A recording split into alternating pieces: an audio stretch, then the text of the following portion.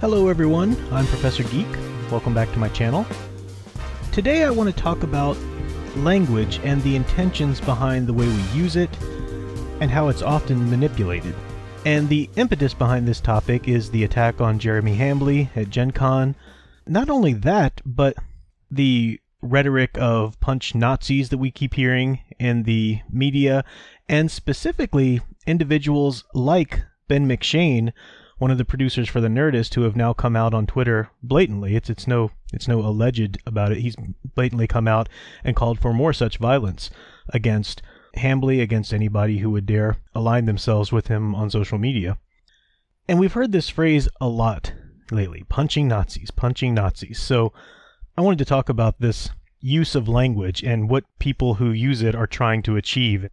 I tell my students that before they write or say anything, they should always consider, first, who their audience is, and second of all, what their purpose is. Once they have clear answers to those two questions, then they'll be able to decide on the type of language they use, the tone, the word choice, and so on. With the crowd of people rallying behind and trying to support the individual that assaulted Jeremy Hambly, I'm going to call them social justice warriors, or SJWs, for the sake of this video, because I actually want to take a look at that term in a moment. So it's not just an emotional or an angry term I'm trying to label them with. But I want to look at their use of language and a lot of the causes they're associated with and that we see these individuals supporting online quite a bit. Look at the feminist movement, for example. I'm bringing this up because this is another issue in which language has played a key factor and is often debated. We often hear the argument from whether it's Emma Watson or the actor from Parks and Rec, Azizi Ansari, if I'm pronouncing his name correctly. We hear this argument from people like that and others that if you believe in equality, you are a feminist. I'm sorry to break it to you, but you are. That's how language works. And it's this very condescending type of tone that they use in trying to bully that concept onto you. That's simply not how language works, period. It's one of the ways that people argue language works, but there are two very basic theories when it comes to grammar, language, defining words. The two basic theories of language are prescriptivist and descriptivist. The people using this argument for the word feminist and the movement of feminism are using a prescriptivist argument. They're saying that officially in the books, this is what the word feminist means. Never mind that the words in that definition themselves have a variety of applications, but that's what they go behind, that prescriptivist argument. They will even embrace, quite often, the term social justice warrior. A lot of people do this. People who are called SJWs by the opposing side will actually embrace that and say, you know what, I do stand for social justice. I am a warrior for social justice because that's something I believe in. This is a difference between prescriptivist and descriptivist. The person calling them SJWs in a negative light are trying to say, look at them, they're so overly concerned and hyperly sensitive. They're not actually calling that person someone who's truly standing for social justice, because social justice in the most literal sense and basic sense isn't really something that any sane person is going to speak out against, but it's the people that like to virtue signal and label themselves that take it far overboard and in fact are counterintuitive, not really fighting for social justice. That's the argument against quote-unquote SJWing. But to that side that often says, yeah, you know what? I'm a prescriptivist when it comes to language. They don't always know this or even know that terminology, but this is the way they tend to think. They think, yes, I'm a prescriptivist because I am a feminist because X, Y, and Z, and I'm also for social justice, so sure, call me an SJW. Their tone shifts drastically, though, if we talk about a topic in which their intentions are best served to jump ship from the prescriptivist theory. An example, the word Nazi.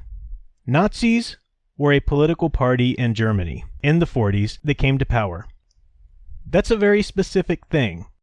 Now, Nazis became known for their atrocious beliefs and practices, and that's usually what we mean now when you hear people say the word Nazi, unless they're talking about something specifically historical, especially in the hyperbolic rhetoric that's been going on for a while now in the media. But really, even if you talk to a strict alt-righter who thinks of him or herself as a Nazi, they are still using this descriptivist term. They're saying, yes, I am going to call myself this, or I'm going to call these people that, a Nazi, because they are in line with or in practice with the behaviors that we saw from historical, literal Nazis. So how, logically, can the same person who says, if you stand for equality, you're a feminist, hate to break it to you because that's how language works, how can that person turn around and say, if you voted for Trump, you're a Nazi? Use that same argument. Is that how language works? Because it's not the same way you said it worked a second ago. Now you're jumping ship and going over into the descriptivist camp. And you see them do this often. They will adopt any strand of logic or argument that seems to suit their agenda, and then they will stand on it as though anybody who doesn't see things their way is clearly an idiot. So there's no logical integrity in the way they approach these arguments or agendas. So what is their intention then? What is behind it? It's emotional. This whole idea of punching Nazis is incredibly emotional, and it's never fully thought out by anybody who goes on social media like this Ben McShane guy or any of the other people who are speaking out and trying to support this nonsense. That's the only way you deal with Nazis. You just have to punch them, and then they get to apply the word Nazi to anybody who disagrees with them, to anybody who aligns themselves with this person. If you follow DNC on Twitter, you're a Nazi. If you stand out in support of Jeremy Hambly, you're a Nazi. These are nonsense qualifications. That's not how language works. You can take either of these theories too far. The descriptivist argument about the word feminism, that's taking that argument too far. Now, why do people desperately, though, cling to words such as feminist? Because it's propaganda. Words have power, and people who argue with the most vitriol for the word feminist or the most condescension or whatever have attached their agendas and agendas of the past decades or whatever to that word so that they're unwilling to let it go on an emotional level, but also on an intellectual level. They still want that word to be on the banner, to be the battle cry, and they're loath to accept that that word has come to mean different things. Sincerely, it has come to mean different things to some people. They can't accept that. You have to accommodate for people who have experienced negative behaviors and treatment from self-described feminists in their life. That's what feminism is to them then. That is their descriptivist definition of it. You have to come together with a bit more of a conversation, a bit more of a back and forth. There needs to be not such an extremist reliance on prescriptivist or descriptivist. There needs to be more of a conversation. Likewise, with the word Nazi, we see the intent behind the use of this word is very political, emotionally charged, and agenda-driven. And what's incredibly sad about this idea of punching Nazis, that's the only way to deal with them and so forth, is that the person espousing this concept is acting in the same manner as so many of the people that they're ideologically opposed to. They're using the same MO, they're perpetuating hate. Think about what the true Nazi does in practice.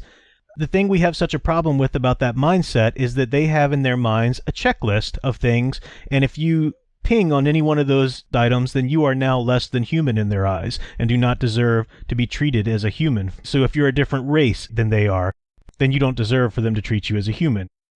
If you fraternize with, intermarry with, or even ally yourself in public with somebody of a different race or the wrong nationality or whatever, then they think the same. You are now less than human. You now deserve any treatment we want to give you. You are the other.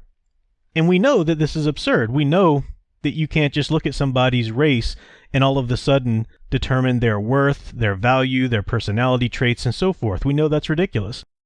But now look at what the SJWs do. They have their own little checklist. If you voted for Trump, boom, you're a Nazi, you deserve to be punched, you don't deserve basic human rights or treatment as anybody else. If you follow DNC on Twitter for a lot of the comic crowd, then you do not deserve human treatment, you deserve to be punched. If you spoke out in support of Jeremy Hambly, then you're not a human anymore, you're a Nazi, you deserve whatever sort of subpar treatment we want to give you and violence to enact upon you. The SJW crowd, in pushing this word Nazi and trying to push this phrase of punching Nazis and so forth, they themselves are becoming far more like Nazis than they would like to admit. And we've seen this done many times throughout history. I mean, this was the Red Scare in the McCarthy era too, with communism. If you pinged on any of these little checklist items, oh, you must be a communist, and that word communist was said with such suspicion and such hatred that it was an attempt to get you to toe the line. No matter what, you could not be associated as a communist. Of course, logically, we know that you can hold many views that would have had you labeled a communist in those days and still not, in fact, be a communist. But this is the fear tactic. This is the bully tactic with the language that people use, with this emotional manipulation through the words.